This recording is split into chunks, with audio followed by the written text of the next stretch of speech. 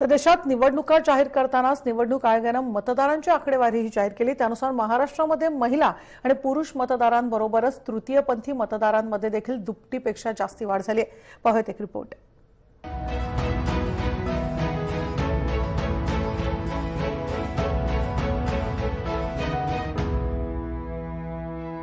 गेल्या लोकसभा निवडणुकीत म्हणजे 2014 मध्ये पहिल्यांदाच मतदारांची नोंदणी करताना तृतीयपंथीयांचा वेगळा वर्ग तयार करण्यात आला।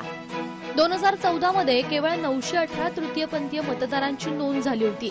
यंदा ही संख्या 2086 इतकी झालेली आहे। अर्थात ही संख्या देखील फार कमी आहे। सुप्रीम कोर्टाच्या निकालामुळे तृतीयपंथीयांना सन्मानानं वागणूक मिळवण्याच्या दृष्टीनं एक पाऊल पुढे पडलंय खरं, पण प्रगतीची ही गती वाढणं देखील आवश्यक आहे।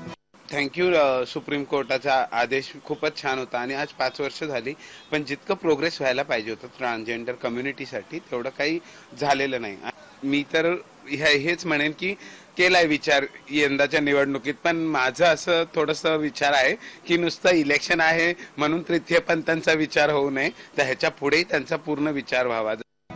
तृतीयपंथीय समाजाच्या समस्या देखील बऱ्याच आहेत। उदरनिर्वाहाचं साधनही त्यापैकी मोठी समस्या आहे। शिक्षणाच्या अभावामुळे नोकऱ्यांच्या संधी नसतात, त्यामुळे पोट भरण्यासाठी भीक मागणं किंवा सेक्स वर्कर म्हणून काम करणं असे पर्याय त्यांच्या समोर उरतात। निवडणुकीसाठी मतदार म्हणून सन्मानानं विचार तर करण्यात आलेला आहे, आता सामान्य नागरिक म्हणूनही सन्मानानं जगण्याची संधी मिळावी हीच त्यांची अपेक्षा आहे। जे निवडणूक लढतायत किंवा जे आमच्याकडे बघतायत, एक माणूस म्हणून बघा, आम्ही नॉर्मल आहोत। नॉर्मल माणसामध्ये गिनती करा।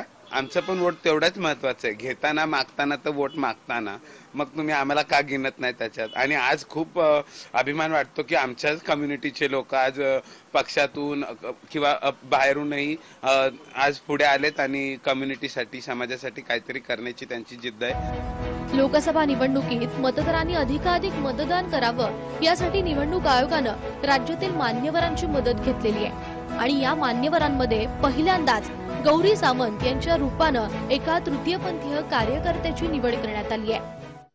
समाजात खूप मोठा तृतीयपंथी हा देखील समाज आहे आणि त्या मानाने ही जी वाढणारी मतदारांची संख्या आहे ती नगण्य आहे। त्याच्यामुळे अजूनही निवडणूक आयोगाला ठोस पावलं उचलावी लागतील।